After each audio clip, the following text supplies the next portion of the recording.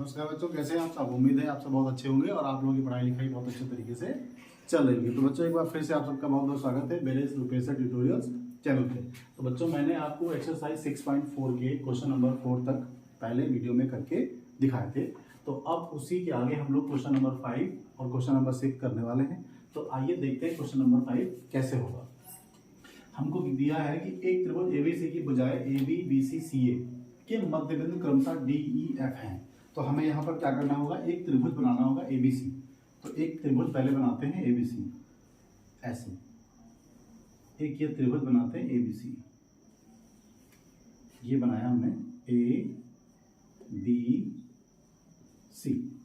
और फिर क्या करना है, त्रिभुज ABC की भुजाओं AB BC और CA, AB BC और CA इनके मध्य बिंदु है हमारे पास ऐसे।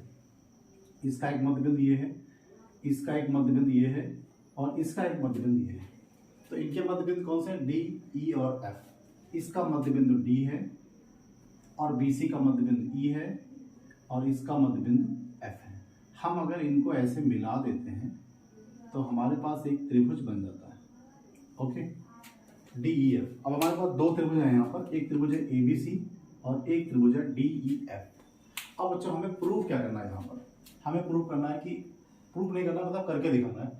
DEF और ABC का क्षेत्रफल का अनुपात ज्ञात करना है। कहने का मतलब ये हुआ, हमें ज्ञात करना है area of triangle ABC upon area of triangle DEF। हमें ये बताना है। तो त्रिभुजों के क्षेत्रफल जो है उनका अनुपात हम तभी ले पाएंगे जब हमें त्रिभुजों के, ये त्रिभुज हमें क्या चाहिए, समरूप चाहिए। क्योंकि हमें पता है कि समरूप त्रिभुज जो होते हैं उनका क्षेत्रफल का जो अनुपात होता है उनकी संगत भुजाओं के अनुपात के वर्ग के बराबर होता है। तो हमें यहाँ पर क्या करना होगा, इस बड़े त्रिभुज में और ये छोटा त्रिभुज बना हुआ इसको समरूप सिद्ध करना होगा। समरूप सिद्ध करने के लिए क्या करना होगा, ध्यान से देखिएगा कि आपने कक्षा 9 में थ्योरम पढ़ी होगी, उसका नाम था मध्य बिंदु प्रमेय। मध्य बिंदु प्रमेय, जिसको मिड पॉइंट थ्योरम के नाम से जानते थे। अब ये होता क्या था, उसमें एक त्रिभुज होता था हमारे पास ऐसे। उस त्रिभुज में A, B और C। अब होता क्या था, अगर हम इस त्रिभुज में इनके मध्य बिंदु जो होते थे उनको मिलाने वाली कोई रेखा खींच दें ऐसे, D और E, तो होता क्या था कि ये जो DE होता था ये पहली बात तो समांतर होती थी BC के। मतलब कहने का ये कि त्रिभुज में अगर भुजाओं के मध्य बिंदुओं को मिलाने वाली रेखा हम बना दें तो वो क्या करते हैं, वो हमेशा जो नेक्स्ट भुजा होती है, तीसरी भुजा होती है, वो हमेशा आपस में समांतर होती है अगर मध्य बिंदुओं को मिलाएं तो। अब होगा क्या, और खास बात क्या होती है कि ये जो भुजा आप मध्य बिंदु बनाते हैं, ये जो DE भुजा है, ये जो आपने एक्स्ट्रा भुजा खींची ना इस भुजा के समांतर, तो ये क्या होगी, ये हमेशा आधी होती है जिसके समांतर आप बनाते हैं। और अगर आप ऐसे बना दें तो जरा गौर से देखिए, ये वाली भुजा जो है आपकी, ये वाली, ये इसके समांतर है यहाँ पर, और आप इसका कुछ भी नाम रख दीजिए, F बाय द वे नाम रख दीजिए। तो आपका जो DF होगा वो समांतर होगा AC के, और जो ये DF है ये 1/2 भी होता है AC के। ये हमारी मध्य बिंदु में थी। तो बगैर इसके यहाँ पर ये प्रूफ नहीं होने वाला, तो इसका बहुत ज़्यादा यूज है यहाँ पर। तो बहुत ध्यान से देखिएगा कैसे हम लोग करने वाले हैं। तो सबसे पहले हम यहाँ पर क्या देख रहे हैं, हम ये देख रहे हैं कि हमारे पास ये DF जो भुजा है, DF ये वाली, ये इसके समांतर है, BC के समांतर। ओके, तो और दूसरी बात देखिए, ये जो हमारे पास EF भुजा है ये AB के समांतर। तो यहाँ पर हम क्या लिख सकते हैं, जरा देखिए, DF जो है ये समांतर है BC के। ओके, दूसरी चीज क्या है, जो हमारे पास FE है भुजा है, FE ये भुजा हमारे पास जो है ये समांतर है AB के। इसी तरह से जो हमारे पास DE भुजा है ये समांतर है AC की। ये तीन भुजाएं आपस में समांतर हैं। तो इनसे फायदा क्या मिलेगा हमको, अगर ये भुजाएं आपस में समांतर हो जाती हैं तो हमें यहाँ पर मिलने वाला है कि एक देखिए, एक आपके पास D, B, E, F, एक ये समांतर चतुर्भुज मिल जाता है। तो समांतर चतुर्भुज के सम्मुख कोण होते हैं वो आपस में बराबर होते हैं। तो इस तरह से ये वाला कोण इस कोण के बराबर हो जाएगा। अब एक चीज और देखें, DECF एक ये भी समांतर चतुर्भुज हमारे पास बनता है, तो आपका एक ये कोण और एक ये कोण आपस में बराबर हो जाएगा। और एक चीज देखते हैं, ए बी ई एफ, एक ये भी हमारे पास समांतर चतुर्भुज बनता है। तो इस तरह से ये कोण और ये कोण भी समांतर बराबर हो जाएगा। तो कहने का मतलब ये हुआ कि एक बड़ा त्रिभुज जो था और एक छोटा त्रिभुज था, इसके देखिए संगत कोण आपस में बराबर है, संगत कोण आपस में बराबर है। तो जब दोनों त्रिभुजों के कोण आपस में बराबर हो गए तो कोण कोण कोण समरूपता के नियम से ये दोनों त्रिभुज हमारे पास समरूप हमको मिल जाएंगे। और जब समरूप मिल जाएंगे तो इनकी भुजाओं का अनुपात निकालना, इनका क्षेत्रफल निकालना हमारे लिए बहुत ही आसान हो जाएगा। तो इसी चीज को यहाँ पर अप्लाई करने वाले हैं, आइए देखते हैं।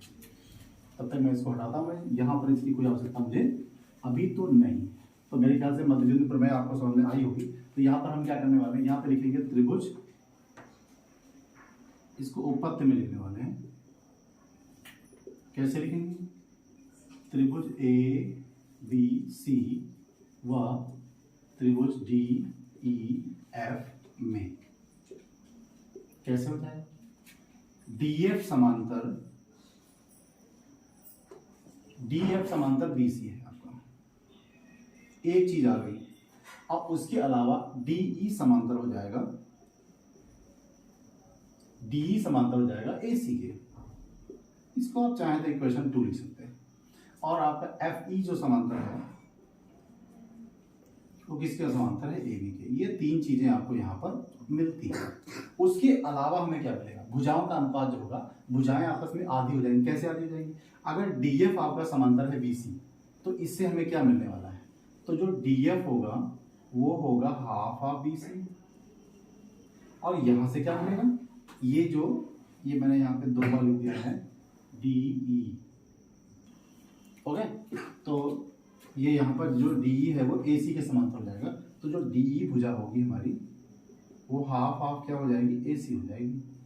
और यहाँ से क्या लिखने वाले हैं, एफ ई जो है वो हाफ ऑफ हो जाएगी ए बी। अब हमें ये काम देनी है अभी, जब हम त्रिभुजों के क्षेत्रफल का अनुपात निकालेंगे। जैसे हमें स्थितियां मिलेंगी वैसे हम कर लेंगे। अब हमें फायदा क्या होने वाला है यहाँ पर देखिए। अब यहाँ पर देखते हैं, चूंकि डी ई और एफ भुजा ए बी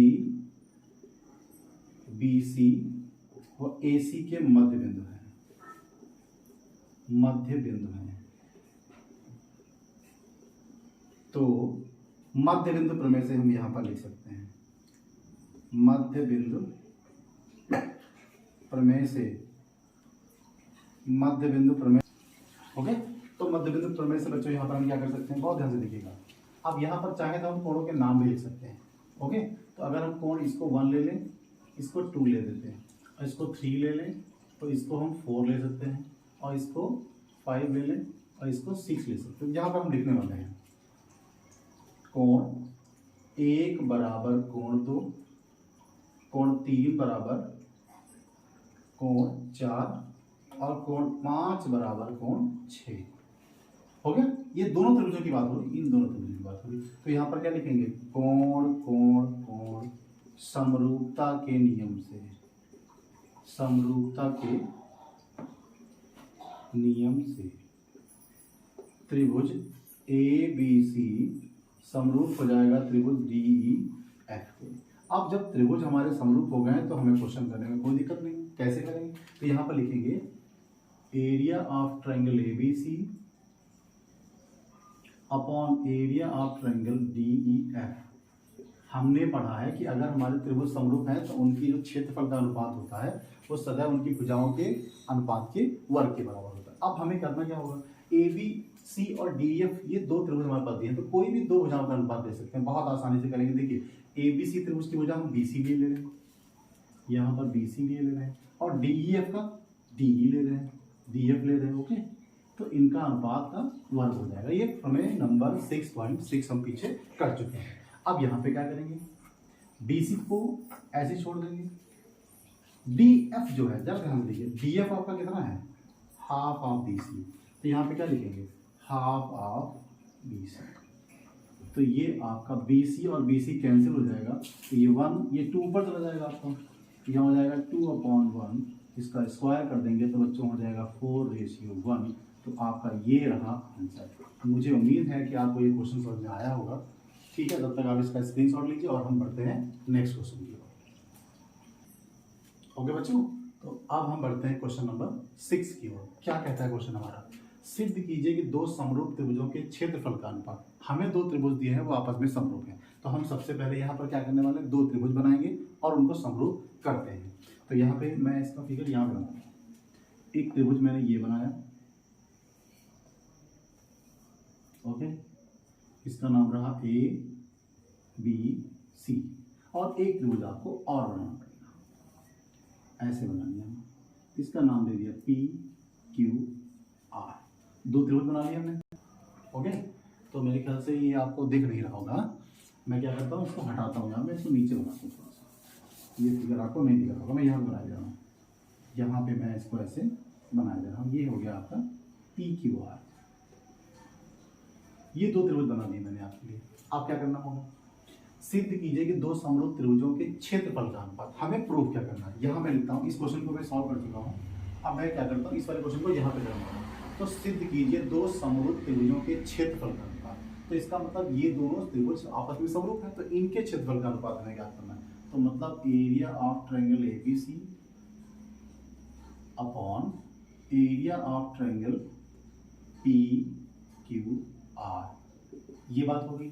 इनकी संगत माध्यिकाओं के अनुपात का वर्ग होता है। अब इनकी माध्यिकाएं बनानी पड़ेंगी हमें। तो एक माध्यिका हम यहाँ से ऐसे लेते हैं, इसका नाम D, और एक माध्यिका यहाँ लेते हैं, इसका नाम हम लेते हैं PQM ले लेते हैं। ओके, तो हमारे पास माध्यिकाएं कौन सी हो गई, AD और PM।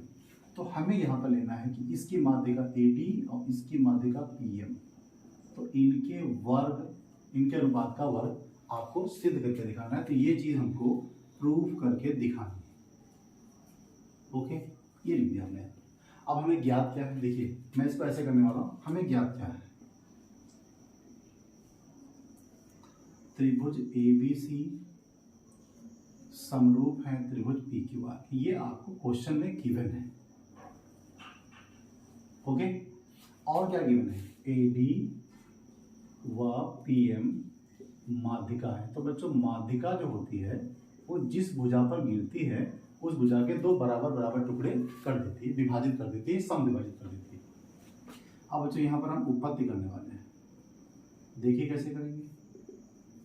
चूंकि त्रिभुज ABC समरूप है त्रिभुज PQR के, तो इससे हमको फायदा क्या होगा, इनकी संगत भुजाओं के अनुपात बराबर होंगे और कोण भी आपस में बराबर होंगे। तो संगत भुजा का क्या मतलब हुआ, इसकी भुजा AB,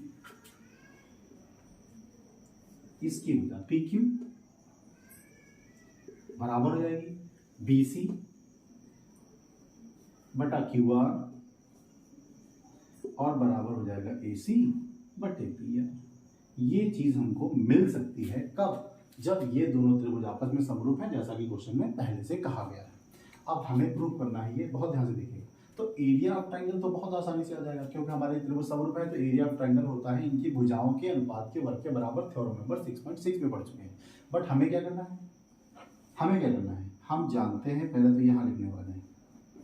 हम जानते हैं, क्या जानते हैं, कि area of triangle ABC upon area of triangle PQR is equals to, कोई एक भुजा आप ले लीजिए, ये तीन भुजाएं लिखी हुई, कोई एक भुजा ले लीजिए। तो हम क्या करते हैं, BC अपॉन QR को लिखते हैं। ये क्यों लिखा है अभी आपको पता चलेगा।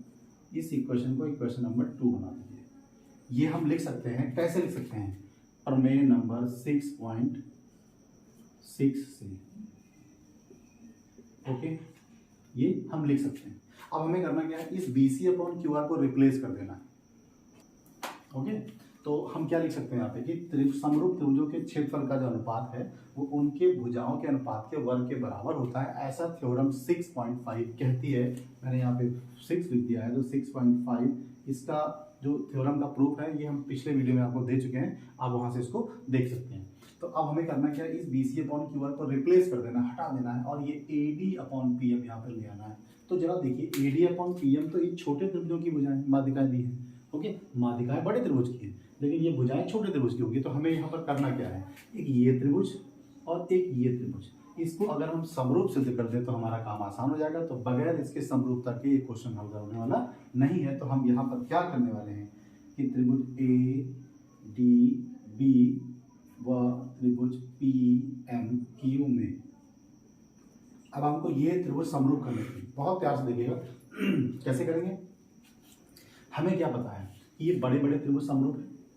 ओके, बड़े बड़े त्रिभुज आपस में समरूप हैं। तो यहाँ से क्या लिखेंगे, कोण बी इक्वल्स टू कोण क्यू। ऐसा क्यों है, यहाँ पे लिखेंगे त्रिभुज ए बी सी समरूप है त्रिभुज पी क्यू आर। ओके, और जरा देखिए बी सी अपॉन जो क्यू आर है, ये चीज और ये चीज हमें काम देने वाली है, क्योंकि ये B C upon A B upon P Q कहाँ मिलेगा, ए बी तो ये हो गया, पी क्यू ये हो गया। तो इसको जरा यहाँ पे लिखते हैं, A B upon P Q equals to B C upon Q are.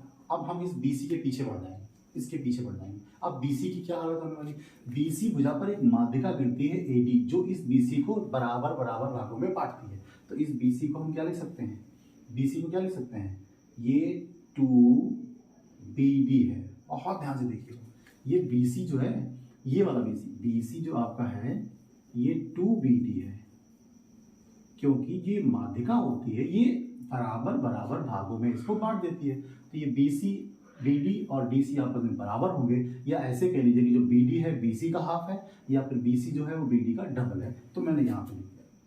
इसी तरह से जो QM होगा ये क्या हो जाएगा, ये जो आपका QR लिखा हुआ ये QM का डबल है। यहाँ पे जाएगा 2QM। तो बच्चों ये कैंसिल हो जाएगा, तो यहाँ पर हो जाएगा BD अपॉन QM। बस हमारा क्वेश्चन सॉल्व हो गया है। तो हम क्या लिखने वाले हैं, AB अपॉन PQ हमारा किसके बराबर आ रहा है, BD अपॉन QM के, और BC अपॉन QR भी हमारा किसके बराबर आ रहा है, ये भी आ रहा है। तो हमने देखिए यहाँ पर ऐसा लिख रखा है। तो ये वैल्यू इक्वेशन नंबर 2 में पुट करने वाले हैं। तो यहाँ लिखेंगे समीकरण 2 से क्या लिखने वाले हैं, area of triangle ABC upon area of triangle PQR is equals to BC upon QR का स्क्वायर था। अब यहाँ पर देखिए BC अपॉन QR को किससे रिप्लेस करने वाले हैं, BC अपॉन QR को किससे रिप्लेस करने वाले हैं, BC अपॉन QR को रिप्लेस करने वाले हैं। मैंने यहाँ पे गलती की है। ओके बच्चों, तो अभी मुझे यहाँ पर अच्छा ये लिखने की जरूरत नहीं है, अभी जरा एक चीज़ देखिए, थोड़ा सा छूट गया है, कोई बात नहीं। अब जरा देखिएगा, तो AB अपॉन PQ और BD अपॉन QM, मतलब AB upon PQ is equals to BD upon QM। कहने का मतलब ये हुआ कि ये कोण तो हमारे पहले से बराबर थे। ओके, अब हमारा इन भुजाओं का अनुपात भी बराबर हो। इधर देखिए, ये कोण हमारे यहाँ पर पहले से बराबर थे, अब हमारा ये भुजाओं का अनुपात भी बराबर हो गया। तो यहाँ पर हम क्या लिख सकते हैं, कोण भुजा से समकोण, जो समरूप सिद्ध करना था हमको, वो भुजा और कोण के समरूपता नियम से यहाँ पर क्या लिख सकते हैं, त्रिभुज ABD समरूप है त्रिभुज PQM के। अब यहाँ पर क्या लिख सकते हैं, तो समरूपता के नियम से AB upon PQ is equals to AD upon PM। Okay, अब ये भुजा बटे ये भुजा बराबर ये भुजा बटे ये भुजा। अब इसको हम समीकरण 1 में भी रख सकते हैं, यहाँ पर भी रख सकते हैं। ये देखिए AB अपॉन PQ हमारा BC अपॉन QR के बराबर है, और AB अपॉन PQ हमारा यहाँ पर AD अपॉन PM के बराबर आ रहा है। तो कहने का मतलब ये हुआ कि यहाँ पर BC अपॉन QR जो है इसको हम रिप्लेस कर सकते हैं AD अपॉन PM से। तो समीकरण 2 से ओके, तो यहाँ पर आएगा area of triangle ABC upon area of triangle PQR। अब जरा ध्यान से देखिए, ये BC अपॉन QR इधर देखिए, तो अभी यहाँ पर हम BC अपॉन QR लिखेंगे, इसका स्क्वायर कर देंगे। अब हम BC अपॉन QR को किससे रिप्लेस कर सकते हैं, जरा देखिए BC अपॉन QR हमारा किसके बराबर है, AB अपॉन PQ। और अभी अभी हमारा AB अपॉन PQ किसका है, AD अपॉन PM के। यहाँ पर क्या लिखेंगे, AD अपॉन PM का होल स्क्वायर। तो बच्चों यही चीज़ हमें प्रूव करनी थी, और इस तरह से ये क्वेश्चन हमारा सॉल्व हो गया है। तब तक आप इसका स्क्रीनशॉट लीजिए और हम बढ़ते हैं नेक्स्ट क्वेश्चन की ओर। ओके बच्चों, ये रहा क्वेश्चन नंबर 7 आपके लिए। पढ़ते हैं, देखिए बहुत इंपॉर्टेंट क्वेश्चन है ये बोर्ड एग्जाम के लिए, बहुत ही इंपॉर्टेंट क्वेश्चन है बोर्ड एग्जाम्स के लिए। बस थोड़ी सी इसकी लैंग्वेज को पढ़ते हैं और क्वेश्चन को हम लोग आसानी से समझ कर सॉल्व कर लेंगे। तो सिद्ध कीजिए एक वर्ग की किसी भुजा पर बनाए गए। अब एक वर्ग आप बनाइए, ठीक है, और फिर आप क्या करेंगे, एक पहले तो वर्ग बनाएंगे। देखिए कैसे बनेगा, एक ये वर्ग बना, ये देखिए ये वर्ग बना आपका ए बी सी और डी। अब वर्ग बना है तो वर्ग की चारों भुजा बराबर होगी।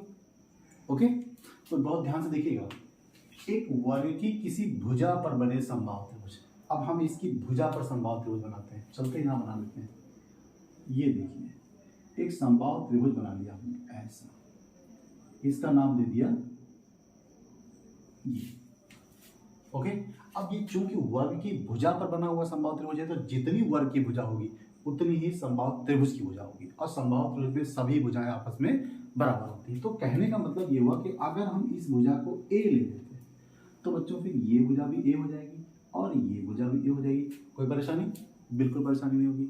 फिर ये बोलते हैं उसी वर्ग के एक विकर्ण पर। अब एक क्वेश्चन को करने के लिए क्या करेंगे, थोड़ा सा ध्यान रखेंगे, उसी वर्ग के एक विकर्ण पर। तो बच्चों यहाँ पर एक विकर्ण बना लीजिए आप ऐसे, ये इसका विकर्ण बना लीजिए, बन गया। उसी वर्ग के एक विकर्ण पर बनाएंगे समबाहु त्रिभुज। अब इस विकर्ण पर भी एक समबाहु त्रिभुज बनाएंगे ऐसे, ये देखिए ये एक समबाहु त्रिभुज बना है इस विकर्ण पर। अब इस वाले समबाहु त्रिभुज की भुजा उतनी होगी जितनी इस वाले वर्ग की भुजा होगी, और इस वाले त्रिभुज की भुजा उतनी होगी जितना इस वर्ग का विकर्ण होगा। तो इसका मतलब ये हुआ कि हमें इस वर्ग का विकर्ण पहले ज्ञात करना होगा। तो बच्चों वर्ग की सभी भुजाएं आपस में बराबर होती हैं, ये भी ए है, ये भी ए है और ये भी है। तो अब विकर्ण कैसे लगेगा, तो विकर्ण निकालने के दो तरीके हैं, या तो आप पाइथागोरस लगाइए और या फिर आप थोड़ा सा यहाँ पर याद कर लीजिए कि वर्ग का विकर्ण क्या होता है। वर्ग का विकर्ण होता है भुजा रूट 2। तो भुजा बच्चों कितनी है, ए, तो ये आपका हो जाएगा विकर्ण। तो आप विकर्ण यहाँ पे क्या लिख सकते हैं, ए रूट 2। आप बहुत ध्यान से देखिए, जितना ये विकर्ण है उतनी ही ये भुजा होगी, उतनी ही ये भुजा होगी आपके पास। सिंपल सी बात है। तो कहने का मतलब ये हुआ, हमने क्या किया, एक बनाया वर्ग जिसकी एक भुजा ले ली ए, और इस वर्ग की एक भुजा पर समबाहु त्रिभुज बना दिया। तो जो भुजा पर बना है वो उसकी सभी भुजाएं होंगी उस वर्ग की भुजा के बराबर। तो अगर वर्ग की भुजा ए है तो इस समबाहु त्रिभुज की भुजाएं भी ए होंगी। सिंपल सी बात है। फिर क्या करेंगे, इस वर्ग का एक विकर्ण खींच दिया AC, फिर विकर्ण का मान निकाल लिया हमने भुजा रूट 2 वाले फार्मूले से। तो भुजा हमारे पास ए है तो रूट 2 लगाएंगे, तो ए रूट 2 इस वर्ग की विकर्ण आ गई। अब इस विकर्ण पे जो तुमने त्रिभुज बनाया है समबाहु, तो उस त्रिभुज की सभी भुजाएं बराबर होंगी विकर्ण के बराबर। तो ए रूट 2 ए रूट 2, सिंपल सी बात है, इतनी बात समझ आई होगी। अब हमें करना क्या है, जरा यहाँ देखते हैं। हमें यहाँ पर सिद्ध करना है, बहुत ही आसान क्वेश्चन है। अगर आप इसको ए बी बी सी मान के लगाएंगे तो सवाल लगाना बहुत मुश्किल हो जाएगा आपके लिए। यहाँ पर क्या लिखेंगे, वर्ग की भुजा पर बनाएंगे समबाहु त्रिभुज के क्षेत्रफल। तो सबसे पहले क्या करेंगे, वर्ग की भुजा पर जो हमारे पास समबाहु त्रिभुज बना है, तो वर्ग की भुजा पर कौन सा बना है, ए बी ई। तो यहाँ पे लिखेंगे area of triangle A B E. Okay, इसका क्षेत्रफल ये वाला उसी वर्ग के विकर्ण पर बने थे। अब इस वर्ग के विकर्ण पर कौन सा बना है, ए सी एफ।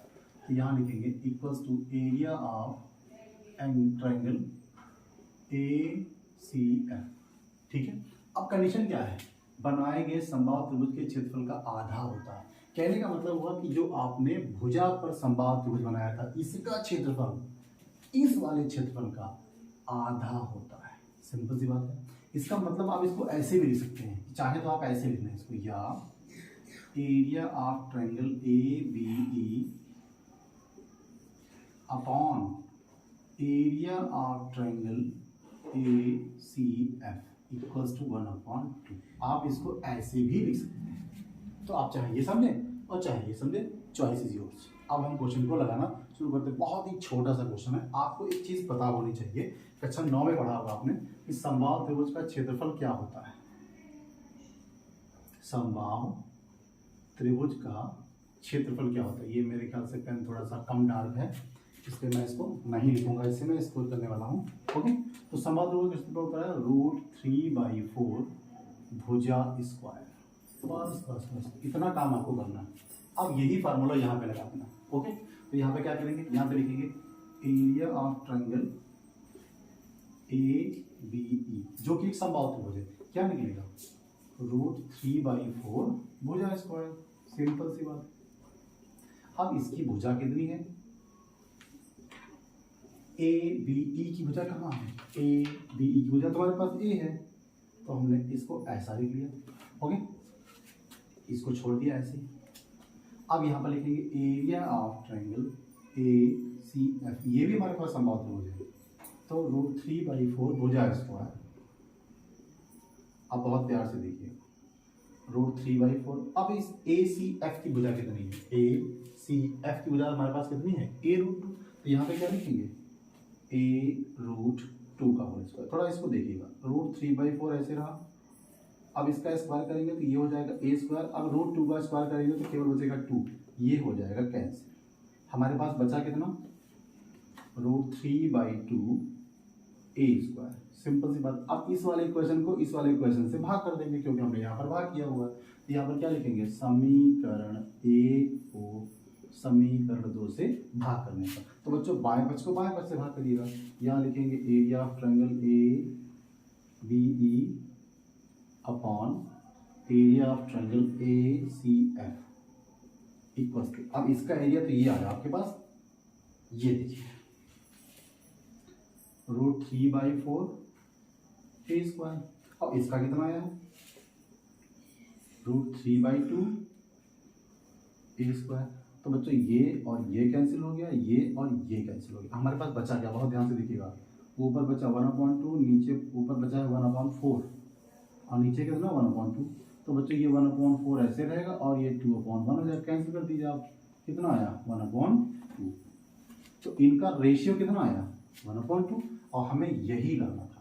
तो मेरे हिसाब से आपको ये क्वेश्चन समझ में आया होगा। तब तक आप इस क्वेश्चन को आराम से करिए और हम बढ़ते हैं नेक्स्ट क्वेश्चन की ओर। ओके बच्चों, तो ये 2 क्वेश्चन आपके लिए हैं MCQ के फॉर्म में। तो MCQ जो हमारे बोर्ड एग्जाम में है, यूपी बोर्ड एग्जाम में, वो 20 नंबर के आने वाले हैं, OMR सीट पे भरे जाएंगे।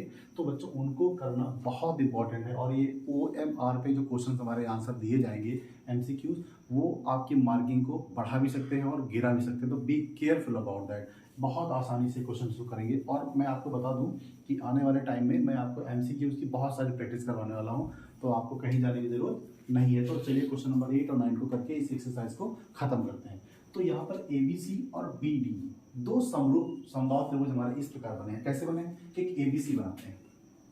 ये देखिए एक त्रिभुज बना हमारे पास ABC, ये देखिए ये बना है A, ये बना B और ये C रहा। तो ABC समबाहु त्रिभुज है और BD भी समबाहु त्रिभुज है, लेकिन वो इस प्रकार बने हैं कि जो D बिंदु है वो भुजा BC का मध्य बिंदु है। D बिंदु कहाँ हमारे पास, ये देखिए BC है, ये इसका मध्य बिंदु ले लीजिए D। और क्या है, हमारे पास एक त्रिभुज बनता है। कौन सा त्रिभुज बनता है, BDE। तो बच्चों B ये हो गया, D हो गया, तो आपका E यहां जाएगा ऐसे, ये बना। तो आप कंडीशन क्या है, ये बड़ा वाला त्रिभुज और ये छोटा त्रिभुज, ये दोनों आपस में कैसे हैं, समबाहु त्रिभुज है। और दुनिया के हर समबाहु त्रिभुज समरूप होते हैं, बट यहाँ पर हमें करके दिखाना पड़ेगा, थोड़ा सा लिखना पड़ेगा यहाँ पे। कैसे लिखेंगे, अब हमें करना क्या है, इनके त्रिभुजों के क्षेत्रफल का अनुपात ज्ञात करना। मतलब ये बड़ा वाला त्रिभुज और छोटे वाले त्रिभुज का क्षेत्रफल का अनुपात बताना। कैसे लिखेंगे, यहाँ पर है हमको area of triangle ABC upon area of triangle BDE, ये हमको बताना है। तो पहले हम क्या करेंगे, अगर हम क्षेत्रफल का अनुपात बता रहे हैं, इसका मतलब त्रिभुज हमारे पास समरूप चाहिए, और जब त्रिभुज समरूप मिल जाएंगे तो उनकी संगत भुजाओं के अनुपात निकालेंगे, उसका वर्ग कर देंगे, हमें भुजाओं में अनुपात आसानी से, त्रिभुजों में अनुपात आसानी से मिल जाएगा। तो यहाँ पर क्या करने वाले, लिखेंगे चूंकि, पहले ऐसा करते लिखते हैं त्रिभुज ABC व BDE में समरूप सिद्ध करेंगे। कैसे लिखेंगे, ध्यान से देखिएगा बच्चों, ये बड़ा वाला त्रिभुज और छोटा वाला त्रिभुज दोनों समबाहु त्रिभुज है ना।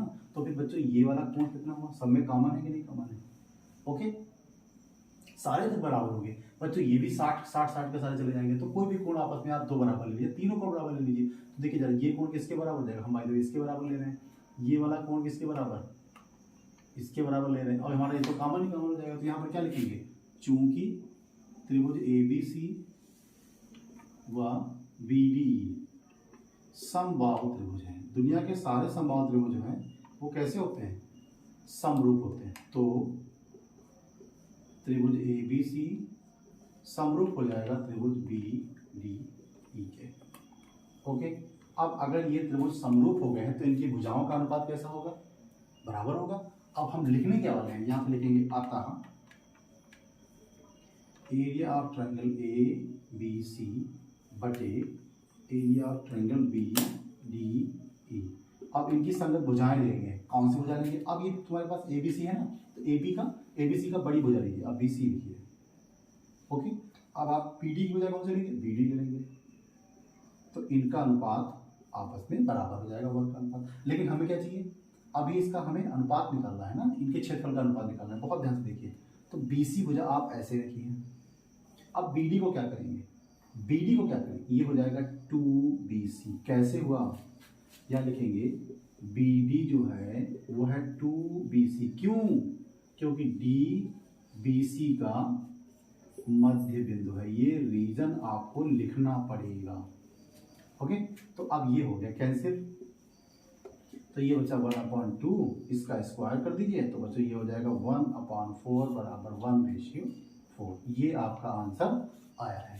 ओके, तो इस तरह से आपका आंसर कौन सा सही हो जाएगा, डी। ओके, अब हम बढ़ते हैं नेक्स्ट क्वेश्चन की ओर। इससे भी आसान क्वेश्चन है हमारा, बहुत ही सरल क्वेश्चन है, कैसे करेंगे।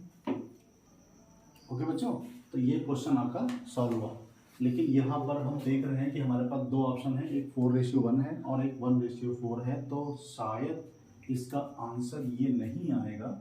इसका आंसर क्या आएगा, मैंने छोटी सी मिस्टेक की, जरा ध्यान से देखिएगा। यहाँ पर ये BD जो है आपका, ये वाला BD, ये 2BC कहाँ है, BC का हाफ है ना, तो यहाँ पर थोड़ी सी मिस्टेक हुई है, इसको हम सुधारने वाले हैं। तो यहाँ पे लिखेंगे BC को आप ऐसे रखिए, BD को क्या करेंगे, हाफ ऑफ BC।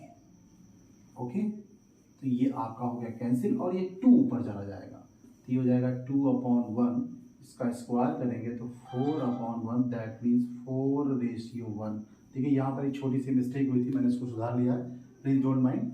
तो BD जो है, ये वाला BD ना, ये BC का हाफ हुआ, क्योंकि ये आपका ये मध्य बिंदु है, तो BD जो है BC का हाफ होगा। हमने वहाँ पे 2 लिख दिया था, वो थोड़ी सी मिस्टेक हो गई थी। अब बढ़ते हैं नेक्स्ट क्वेश्चन को, कैसे करेंगे। देखिए दो समरूप त्रिभुजों की भुजाओं का अनुपात दिया है और उनके क्षेत्रफल का अनुपात हमसे पूछ रहा है, कुछ भी हमें दिमाग नहीं पड़ता लगाना, बस ऐसे लिख दीजिएगा। अब देखिए एक आपके पास ये त्रिभुज है, इसका नाम है 1, और इस वाले त्रिभुज का 2। आप त्रिभुजों के नाम तो दिए नहीं है, तो हम इसको त्रिभुज 1 और इसको त्रिभुज 2 ले रहे हैं। ओके, ये दोनों हमारे पास समरूप हैं, तो दो समरूप त्रिभुजों की भुजाओं का अनुपात दिया है। तो अगर आप इसका एरिया निकालने चले, तो एरिया ऑफ ट्रायंगल 1 और एरिया ऑफ ट्रायंगल 2, ये कैसे निकलेगा। अब इसकी साइड को हम ले लेते हैं S1 और इसकी साइड को क्या ले लेते हैं S2। ये होना चाहिए अगर त्रिभुज समरूप है तो। अब बहुत ध्यान से देखिएगा, हमारे पास भुजाओं का अनुपात दिया हुआ है 4/9, ऐसे। ओके, दो समरूप त्रिभुजों की भुजाएं 4/9 के अनुपात में, ऐसे लिख दिया हमने। अब हम यहाँ पर क्या करने वाले हैं, हमें क्या चाहिए, त्रिभुज के क्षेत्रफल का अनुपात। यहाँ पे लिखेंगे ट्रायंगल 1, ये ट्रायंगल 2, यहाँ पे भी एरिया है, यहाँ पे भी लिख दिया। ओके, अब हमें करना क्या है, इसका स्क्वायर करिए, तो 4 का स्क्वायर कितना हो जाएगा, 16 वर्ग हो जाएगा, और 9 का वर्ग कितना होता है, 81। तो बच्चों 16:81 आपका आंसर आने वाला है। इस तरह से आपका आंसर नंबर 4 सही है, ये डी आपका सही है, और यहाँ पर आपका कौन सा आंसर सही है, सी वाला। तो इसका सी और इसका डी आंसर आपका सही है। तो इस तरह से ये एक्सरसाइज आपकी कंप्लीट हो गई है, और हम आपको अगले वीडियो में मिलेंगे एक नई थ्योरम के साथ में, पाइथागोरस थ्योरम। तो पाइथागोरस थ्योरम के बारे में मैं आपको बताता चलूँ, बहुत ही इंपॉर्टेंट थ्योरम है। कक्षा 9 में भी, कक्षा 9 में नहीं लेकिन 8 में आपको पढ़ाई जाती होगी, बोधायन प्रमेय के नाम से भी इसको जानते हैं। तो बहुत आसान तरीके से पाइथागोरस थ्योरम मैं आपको करके दिखाऊंगा। तब तक आप ये एक्सरसाइज को करिए, और उम्मीद है ये क्वेश्चंस आपको समझ में आए होंगे। और यदि आपको ये क्वेश्चन समझ में आते हैं, चीज़ें आपको अच्छी लगती हैं तो प्लीज़ चैनल को सब्सक्राइब करिए और शेयर भी करिए। और हम मिलते हैं आपसे नेक्स्ट वीडियो में, तब तक के लिए जय हिंद।